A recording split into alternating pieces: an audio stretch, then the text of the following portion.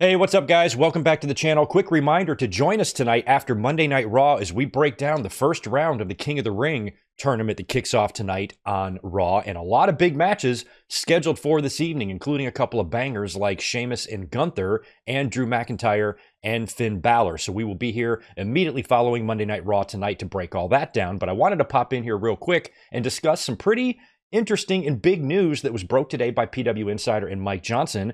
Jerry Lawler, after a 30-plus year relationship with WWE, is officially gone from the company outside of a Legends deal. Now, this is kind of big news, although not really. Jerry Lawler is pretty much out of the business by now. He's getting older. He's had some health problems in recent years, so we were never going to see Lawler really be a focal point of WWE TV, anymore, and we really haven't seen him be a focal point in many, many years. But he does turn up to do some of those kickoff panels every now and then, and they bring him out occasionally for appearances, and apparently his Legends deal will continue. But PW Insider did break the story today. I'm going to read that to you right now, and I quote, PWInsider.com is told that WWE quietly declined to renew Lawler's broadcast contract, ending a relationship that began in December of 1992 when he shockingly appeared on an episode of WWF Primetime Wrestling. Sources close to the matter have confirmed Lawler's WWE contract expired at the onset of 2024. And there was a note here. It said, since publication, a WWE source has reached out to state that Lawler would still be under a WWE Legends deal. So that would probably prevent him from maybe making any AEW appearances, which is something that I saw a lot of today on social media, and I don't know why anyone would want Lawler to be in AEW. That's really strange to me, but it sounds like he's not going to be appearing there anyway because his Legends deal is still intact. The report goes on to say that due to the nature of Lawler being out of the public spotlight as he recovered from his February 2023 stroke, news of his departure from WWE only started to make the rounds in recent weeks. Given the lengthy history Lawler had with the company and the fact that Lawler literally died on camera on Raw before being resuscitated, word of his exit was met with surprise among those we spoke with over the weekend as PW Insider worked to confirm his departure. One source commented that under the previous ownership, Lawler would have always been taken care of and connected with the company in some way contractually, but this is a new era. The old company is dead, they remarked. People can say they hate Vince and Kevin Dunn all they want, and they'd be right to do so, but certain people would have been taken care of. Lawler would have been one, but this isn't the old WWE. Howard Finkel, God bless him, wouldn't have had a job for life here anymore either. I don't want to hear that. Don't say that. Howard Finkel should always have a job for life. He was the company's first ever employee. It would be hard for me to watch that happen to Howard Finkel, although the WWE was really phasing him out near the end anyway.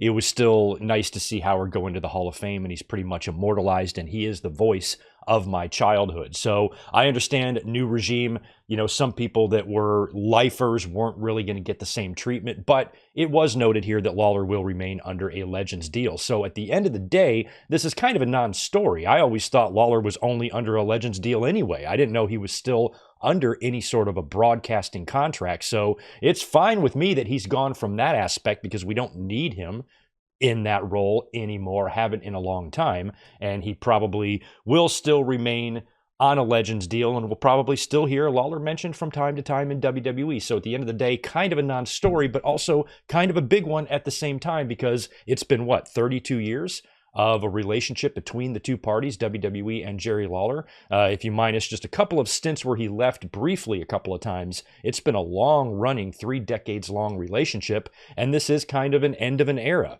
Now, Lawler, over the years, you guys know, has not really been one of my favorite people. It was really hard to watch him never let go of that dirty old man persona, that he championed in the Attitude Era, and a lot of fans got a big kick out of during a certain portion of wrestling history and Lawler's career.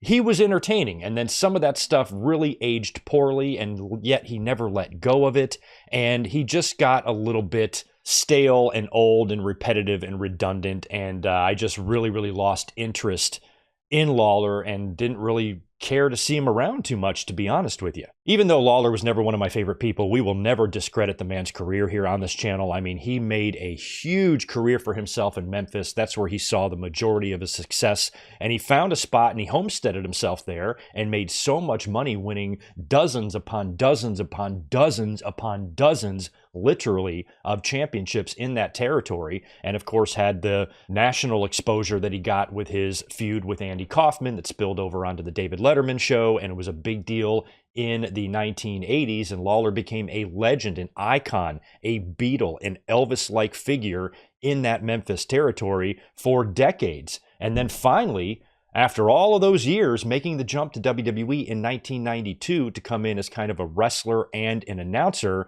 And when he first came in, I was surprised to see him there after all of this time. Lawler finally gets to the company, and right off the bat, it was off to kind of a shaky start. In 1993, right before Survivor Series, right before a big Survivor Series match against Bret Hart and the Hart family, he gets accused of sexually assaulting a couple of teenage girls, and the charges were ultimately dismissed, but he missed, several months of TV there as he was off television while he dealt with these things. And Lawler had, that reputation of inappropriate relationships with girls. This is something that kind of followed him around throughout his career, but he also managed to somehow survive these accusations and allegations and remain with WWE for so long. Now, he really became huge in WWE during the Attitude Era. His pairing with Jim Ross on Monday Night Raw, they were a great commentary duo. Many fans consider them the greatest of all time, along with Bobby the Brain Heenan and Gorilla Monsoon. It's usually Bobby and Gorilla and JR and King. And I will agree with that.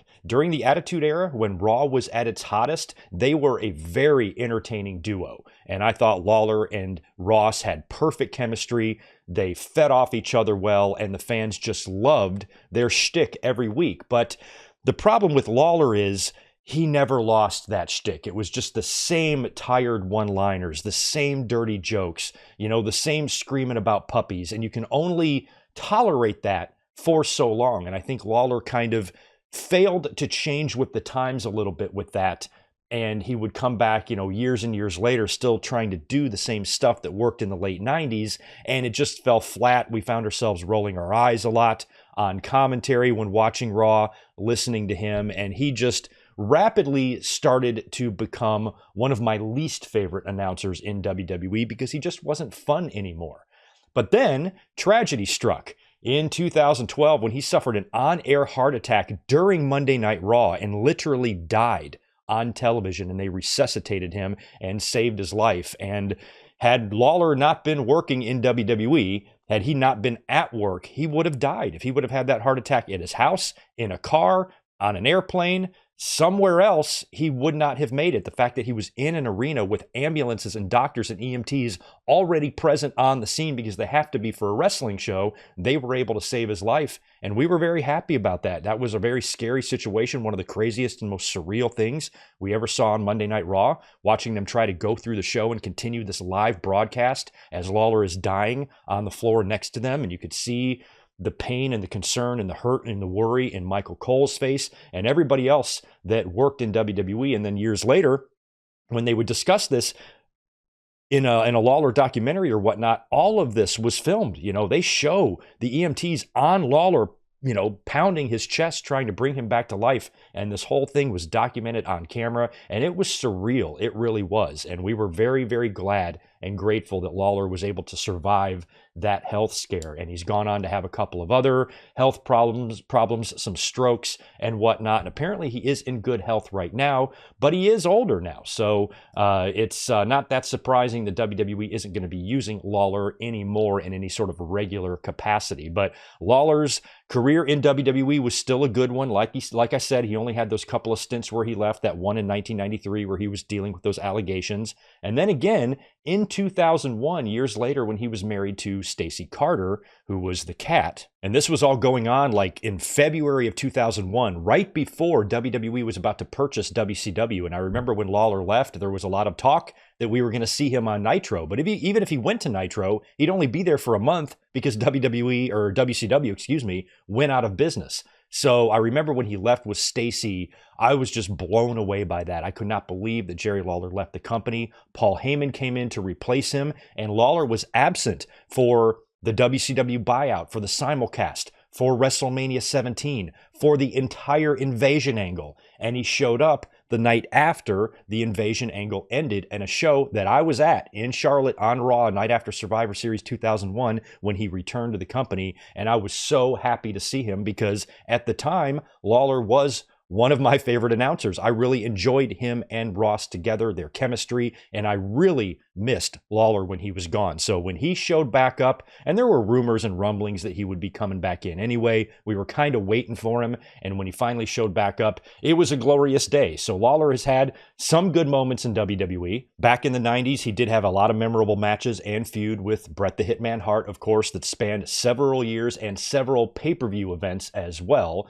And, you know, then in the Attitude Era, mid-90s, 2000s, he would occasionally get in the ring. Finally got his WrestleMania match at WrestleMania 27, which was one of the worst matches that we've ever seen. But he did get his WrestleMania match. And all in all, I still think he had a legendary and Hall of Fame-worthy career in WWE, even though he has a lot of controversy attached to his name. I'm just trying to be honest here. Lawler's not one of my favorite people, but I can't deny the career the man had. So today is kind of an end of an era. Lawler, in terms of being under an employment or a broadcasting contract in WWE, this is the first time he's been without one basically since 1992, and he will remain on, I guess, in a Legends deal capacity, probably making some appearances here and there for WrestleManias or maybe some of those A&E shows they do or whatnot, and I'm sure we might see Lawler from time to time, but still kind of big news. So let me know all of your thoughts about Lawler's departure in the comments below. What do you remember him best for? What are your favorite memories of him? Did you like him best back in the 80s when he was doing the Memphis thing with Andy Kaufman? Did you like him in the early 90s when he was feuding with Bret?